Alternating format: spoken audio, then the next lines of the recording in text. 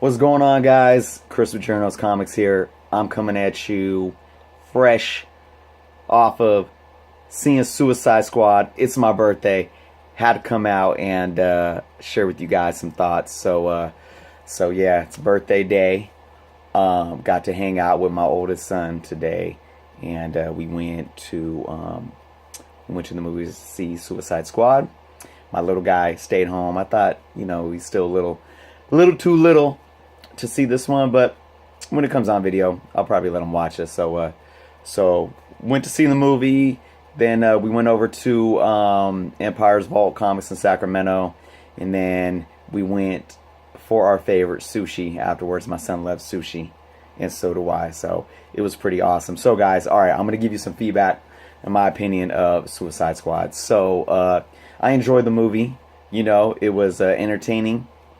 And I think I was a little disappointed, but at the end of the day, it was solid. And the way I work, I like to watch them a second time and then really base my opinion. So, I don't think I'll go back and see it in the movie theater a second time. But when it comes out on Blu-ray and whatnot, I'll watch it again and have probably a fresher take on it. But let me just go into saying that I think the pros of the movie.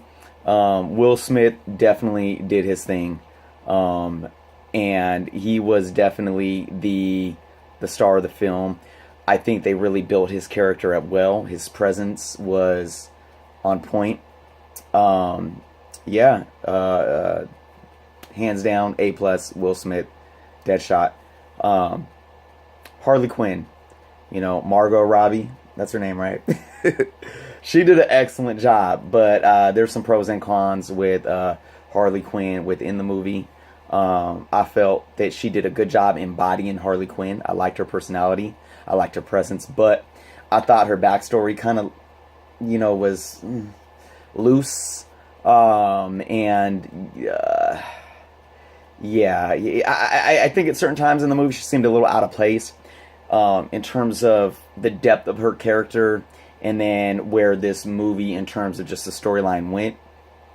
So, focusing now on the storyline, I thought the storyline was pretty weak, to be honest. The build up to why they needed to get the Suicide Squad together, I mean, it was weak. They're not to, I'm not going to give too much away, no real big spoilers, but I will say, obviously, this is coming off of Batman vs. Superman, where we are assuming that Superman is dead. So now, without Superman as an ally, they're thinking, oh, well, what if the next Superman comes and he's not on our side? We need to build a team, and again, it was weak. They didn't really build into that. There wasn't no threat at the time, so it's like, well, we have to prepare.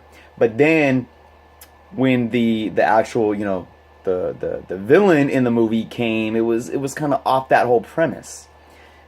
Off meaning away from that whole premise. So I was kind of disappointed in that. And then the buildup of all the other characters was weak as well. Some of the other characters only had like a couple lines. And one, I think the biggest con about this movie for me was the cheesy, corny, like one-liners. Whoever wrote the script for this movie, I mean, it's what you call cliche. It was very again, what's the word I'm looking for? You could see it all coming, and it came in such a cliche manner. I mean, the dialogue was just so corny and cliche.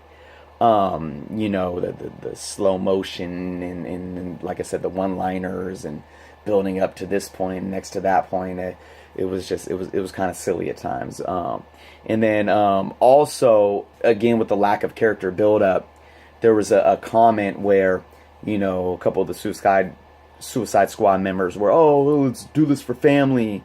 And it's like, I'm not seeing you guys as family yet. Where did this bond come from?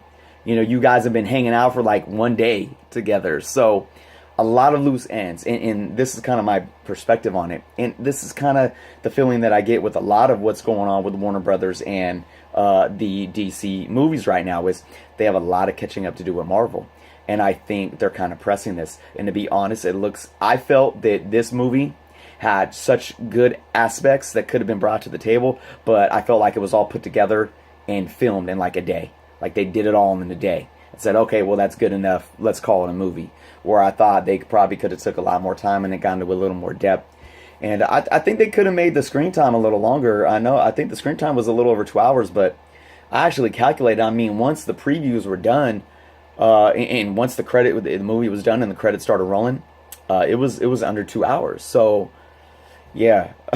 But the positive things is I like the direction that it could take the DC universe. And then I will state lastly, I'm not sold on this Joker. Jared, I think, did a good job. He wasn't in it that much, which I think was a good thing. But here's another issue.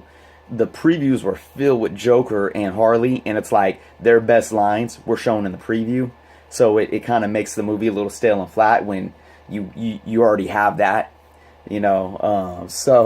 But I'm not really sold. I'm still questioning.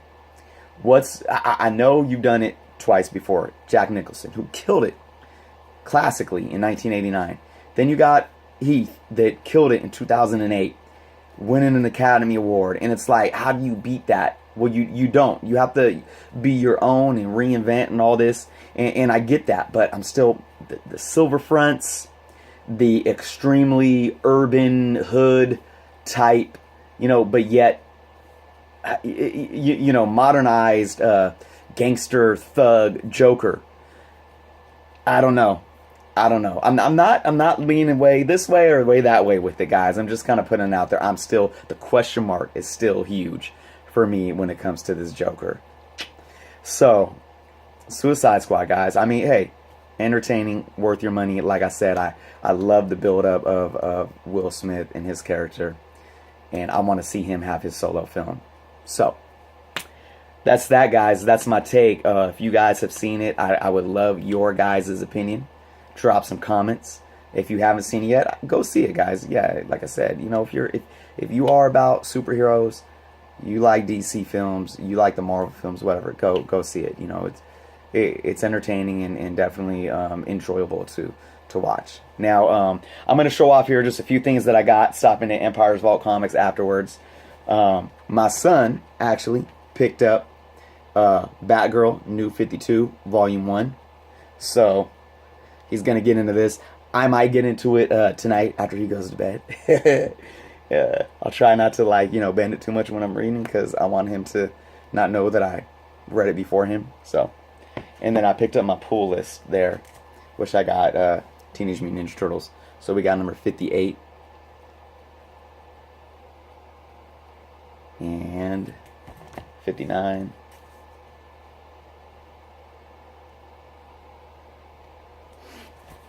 And number 60. Love this cover.